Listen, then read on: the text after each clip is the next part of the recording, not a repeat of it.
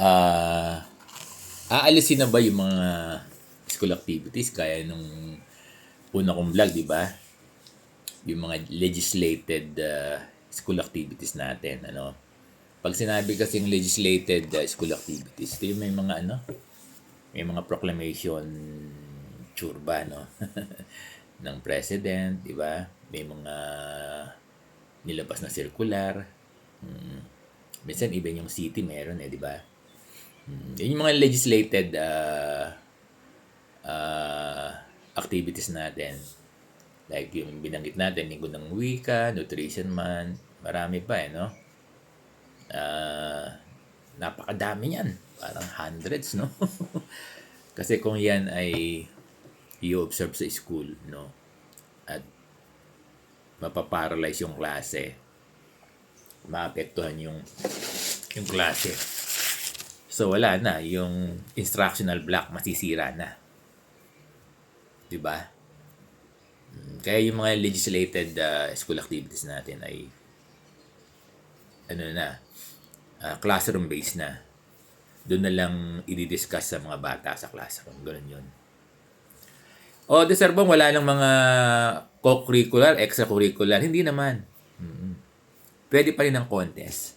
Ako, nag-design ako niyan May contest pa rin ng Pilipino. Pwede. That's my understanding. Kasi, kung walang contest, maboboard ng bata at hindi magkakaroon ng holistic learning. At madidipit yung at dito yung konsepto ng yung multiple intelligences, di ba? Kasi hindi naman lahat sa classroom ay pwede natin ma-impart doon yung mga potential yung mga skills, yung mga talents, no? Kaya meron tayong extracurricular at nabulo-tulo ko. At inaalaw ito ng trimester. At merong portion na nilagay doon. Doon sa end of term block. Isingit mo ron. Hindi lang wellness break ng bata at teachers. Hindi lang inset. 10 days naman yan Pwedeng isingit dyan. Diba? Mga dalawang araw, yung mga contest. Ako nag-insert ako At alam ko, hindi naman ako kasi nakalagay naman doon, pwede naman. Kaya mga bata, may contest pa rin. May contest ang Pilipino dahil TLE, dahil July sila. May contest pa rin yung Pilipino dahil buwan ng wika at saka yung science, September, no? Oo, may contest sila. Nilagay ko doon. Kaya lang hindi mahaba doon sa end of term block. Pwede nating ilagay doon. Kasi kung di natin lalagyan ng contest ng extra o co-curricular activities, baka maboring yung mga bata. Hindi na pumasok dyan sa school nyo.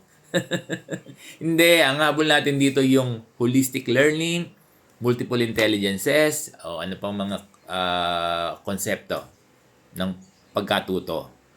Pasok dyan. Diba? Kasi hindi naman lahat magiging academically inclined para doon sa profession nila di ba? Baka marami dyan, mag-basketball player, mag-volleyball player, maging singer, dancer, di ba?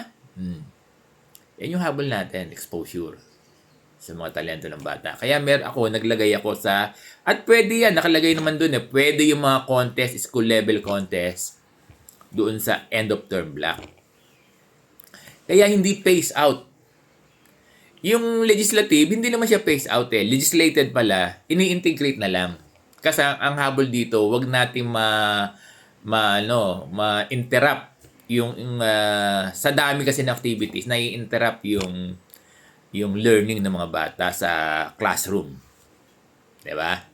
That is the point of the trimester. So hindi nawala.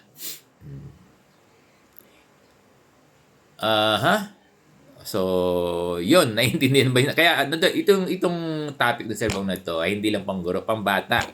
Kasi maraming bata nag-chat, Serbong, wala na po bang intrams? Wala na po bang UN? Wala na po bang contest? Ganito. Mga bata, naglagay tayo ng araw sa end of term block. Diba? Meron kayong aral, at meron naman kayong activity. School activity. Yun ay nasa end of term block, itong mga contest nyo. Inilagay natin dyan sa araw na yan. Diba? Pinilit nating isama para maging masaya yung mga bata. Oo, hindi lang dapat yung guro maging masaya. Diba? So, nagigat ba, Sir Bong?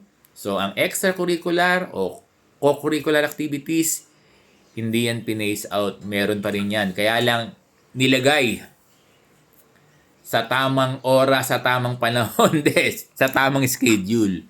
Sa end of term block, doon siya ilalagay. So, naintindihan?